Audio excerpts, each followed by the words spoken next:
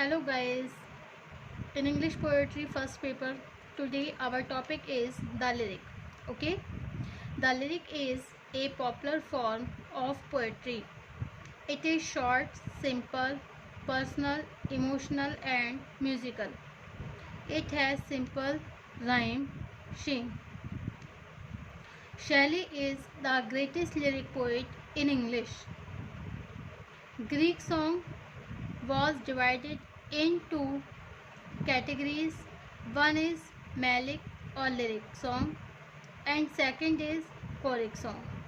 Lyric song sung by a single voice to the accompaniment of a layer. It has two characteristics. It is an expression of a single emotion. Okay, the lyric is a popular form. Lyric क्या है? एक popular form है. किसकी? Poetry की. बहुत ही प्रसिद्ध form है ये. किसकी? पोइट्री की. ओके. It is short. ये छोटी होती है. सिंपल, बिल्कुल साधारण होती है. पर्सनल, ये खुद के मतलब अपने बारे में. और इमोशनल, कुछ इमोशनल भी होती है. एंड म्यूजिकल, म्यूजिकल होती है. ओके. इसमें भावनाएं होती हैं, इमोशंस होते हैं, फीलिंग्स होती हैं. सिंपल होती है, पर्सनल होती है, म्यूजिकल संगीत में भी होती है. ओके. तो लिरिक जो है क्या है? एक पॉपुलर फॉर्म है. किसकी? पोइट्री की. जो शॉर्ट है, सिंपल है, पर्सनल है, इमोशनल है एंड म्यूजिकल है. It's fine. It is short. ये शॉर्ट होती है, छोटी होती है, सिंपल बिल्कुल सादा होती है. पर्सनल, पर्सनल होती है, अपने बारे में ही. इमोशनल, इसमें भावनाएं भी होती हैं, फीलिंग्स भी होती हैं. एंड म्यूजिकल, संगीत भी होता है. Okay. It has simple rhyme scheme. और इसकी जो राइम शीम होती है वो बहुत ही सिंपल होती है. It's has a simple rhyme scheme. Okay. तो इसकी जो राइम शीम होती है वो भी बहुत सिंपल होती है. नेक्स्ट, शैली is the greatest lyric poet in English. शैली जो है एक महान लिरिक पोइट है. कौन है? शैली कौन है? लिरिक पोइट है, वो भी बहुत महान, ग्रेटेस्ट लिरिक पोइट है. किसमें? इन इंग्लिश, इंग्लिश में. Okay. Greek song. Greek song was divided in two categories. Greek song, देखिए ग्रीक सॉन्ग जो होते हैं, जो यूनानी सॉन्ग होते हैं, was divided in two categories. ये दो कैटेगरीज में डिवाइडेड होते हैं. वन इज़ मेलिक, एक तो होती है मेलिक और दूसरी होती है लिरिक सॉन्ग. ओके. फर्स्ट कौन सी है? मेलिक. एंड सेकंड है lyric song. Okay. And second is choric song. दूसरा क्या है इसमें? Choric song. Lyric song sung by a single voice. ये जो लिरिक सॉन्ग होते हैं वो केवल सिंगल वॉइस में गाए जाते हैं. किस में गाए जाते हैं? केवल सिंगल वॉइस में. To the accompaniment of a lyre. तो ये सिंगल वॉइस में गाए जाते हैं. Okay. It has two characteristics. और इसमें कितनी कैरेक्टरिस्टिक्स होती है? टू होती है. कितनी होती है? दो. Okay. First, it is an expression of A single emotion.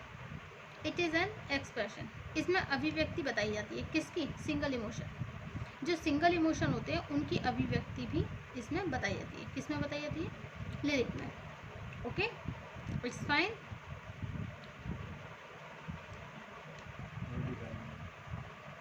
Second, it is A musical composition. It is A musical composition. ये कैसी कंपोजिशन है? म्यूजिकल, संगीत से भरी हुई कंपोजिशन. ओके. कंपोजिशन क्या होती है? रचना. और वर्ड म्यूजिक इज मस्ट. और इसमें जो वर्ड म्यूजिक है वो बहुत ही मस्ट है. आल्दो, यद्यपि, इट मे बी अनपॉलिश्ड. यद्यपि इट मे बी अनपॉलिश्ड, ये अनपॉलिश्ड भी हो सकती है. अनपॉलिश्ड का मतलब क्या होता है? बिना चमकी, जिसमें कोई शाइन ना हो. Okay. It may be unpolished.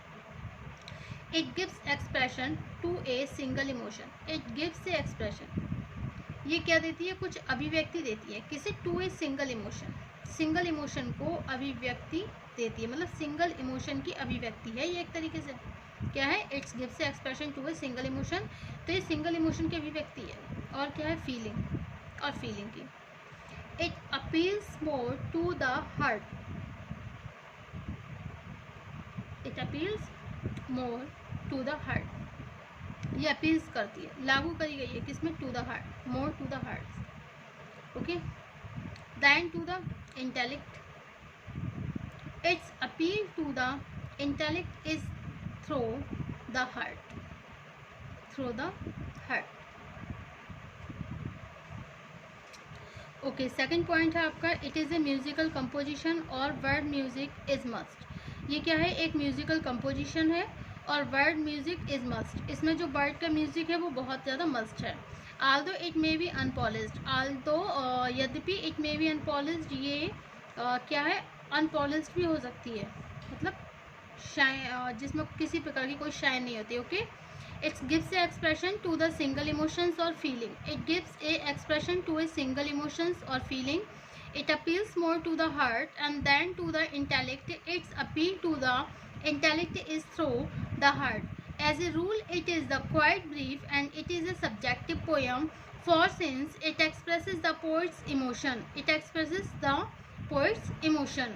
It cannot be helped being intensely personal. Choric song was sung by a group of the accompaniments of a lyre and followed by a dance. Okay, so second point is it is a musical composition. It is a musical composition. ये क्या है? एक तरीके से एक संगीतमय रचना है। Okay, और वर्ड म्यूजिक इज मस्ट, और इसमें जो वर्ड म्यूजिक है वो मस्ट है। आल्दो यद्यपि, इट मे बी अनपॉलिश्ड, यद्यपि ये क्या हो सकती है? अनपॉलिश्ड भी हो सकती है। It gives expression to a single emotion. ये क्या? एक जो सिंगल इमोशंस होते हैं उनकी अभिव्यक्ति बताती है। Lyric gives a expression to a single emotion. Okay, और फीलिंग्स, और क्या है? इसमें कुछ फीलिंग्स भी होती हैं। It gives a expression to a single emotion और फीलिंग। ये हमें किसकी अभिव्यक्ति देती है? सिंगल इमोशंस की, फीलिंग्स की अभिव्यक्ति से अवगत कराती है। Okay, it's appeal more to the heart. It's appeal more to the heart. ये अपील करती है सबसे ज़्यादा किसमें? हार्ट की। And then to the intellect, और क्या? बुद्धि की तरफ। बुद्धि की अपेक्षा ये हार्ट पे ज़्यादा अपील्स होती है। And it's appeal to the intellect is through the heart. It's appeal, ये अपील करती है किसको? Intellect is through the heart, heart के माध्यम से। एज ए रूल एक quite brief. As a rule, as a rule अगर हम नियमों के अनुसार देखें, इट इज़ क्वाइट ब्रीफ, बिल्कुल क्वाइट ब्रीफ, शॉर्ट में कुछ शांति से अगर देखें। It is a subjective poem. It is a subjective poem for since it expresses the poets emotion. For sense, और ये क्या बताती है? जो पोइट के इमोशंस होते हैं, जो उनकी फीलिंग्स होती है, उनको भी एक्सप्रेस करती है। It can not help being intensely. It can not help, ये किसी प्रकार की हेल्प नहीं कर सकती।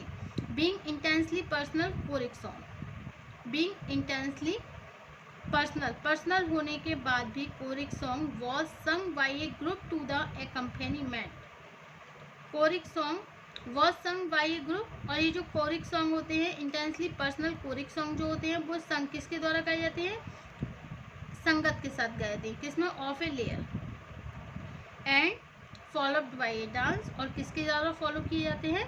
डांस के द्वारा। ओके, तो it is well night poem, ये बहुत ही अच्छी पोएम है। पजेसिंग ए डेफिनेट स्ट्रक्चर, और क्या रखती है? ये एक डेफिनेट स्ट्रक्चर रखती है। इसका जो स्ट्रक्चर होता है बहुत ही डेफिनेट होता है। Tennyson the representative poet of the Victorian age. For example we can say that the Tennyson is the representative poet of the Victorian age. Tennyson जो है वो रिप्रेजेंटेटिव पोइट है ऑफ द विक्टोरियन एज के।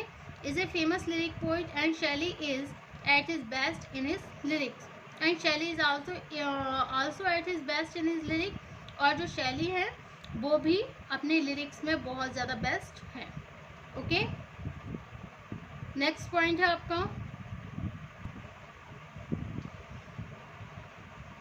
Okay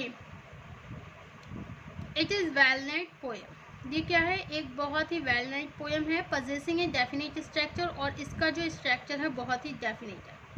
Tennyson the representative poet of the Victorian age. Tennyson जो है वो भी representative poet है, किसके, वो प्रतिनिधित्व करते हैं विक्टोरियन एज का। Is a famous lyric poet and he is called a lyric poet, वो लिरिक पोइट बुलाए पुकारे जाते हैं। And Shelley is at his best in his lyrics, और शैली भी अपने लिरिक्स के लिए बेस्ट पोइट समझे जाते हैं। ओके, तो Greek song was divided in two categories, one is melic और lyric song and second is choric song. Lyric song sung by a single voice to the accompaniments of a lyre and it has two characteristics. इसकी दो characteristics होती हैं. It is an expression of a single emotion and second it is a musical composition or word music is must although it may be unpolished. Next है आपका Tennyson and Swinburne developed this art to convey his impression swiftly, memorable and musically. Tennyson, the representative poet of a Victorian age, and is a famous lyric poet.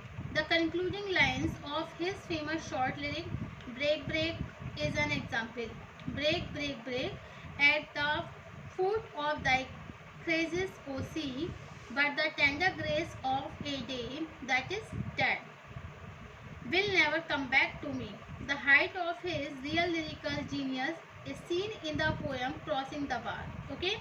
Break, break, break, at the foot of thy crazes of sea, but the tender grace of a day that is dead and will never come back to me. The heights of his real lyrical genius is seen in the poem Crossing the Bar. Okay, and for though from out of the world of time and place, the flood may bear me a fair. I hope to see my pilot face to face when I have crossed the bar. Shelley is at his best in his lyric. Here rhythm is melodious and the use of the anthesis make it pure lyric. We look before and after and pine for what is not. Our sincerest laughter with some pain is fraught. Our sweetest song are those that tell the saddest thought. Okay, so lyric song sung by a single voice to the accompaniments of a lyre.